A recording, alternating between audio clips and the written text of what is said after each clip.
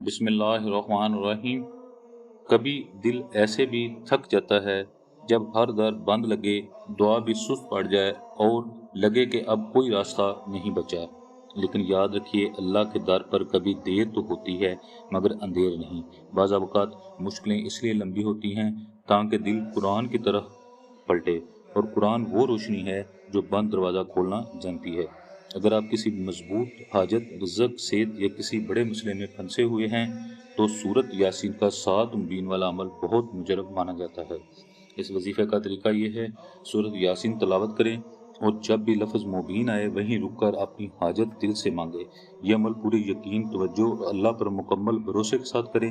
ये एक रूहानी अमल है, कुरान की बरकत से दुआ को कबूलियत के करीब लाने वाला। याद रखिए, दुआ कभी ज़ाया नहीं जाती। अल्लाह वही देता है जो बेहतर होता है और उसी वक्त देता है जो सबसे बेहतर हो। अल्लाह आपको हर जायज़ दुआ को आसानियों के साथ कबूल फरमाए, आमीन। ये एक रूहानी इजाज़त वाला वजीफ़ा है, मैंने इसकी इजाज़त लेकर किया है। अगर आपने करना है तो कमेंट में इजाज़त ज़रूर लिखें। बराए करम आपने मेरी वीडियो को लाइक और शेयर करना है और मेरे चैनल को सब्सक्राइब करना। अल्लाह आपसे राज़ी हो।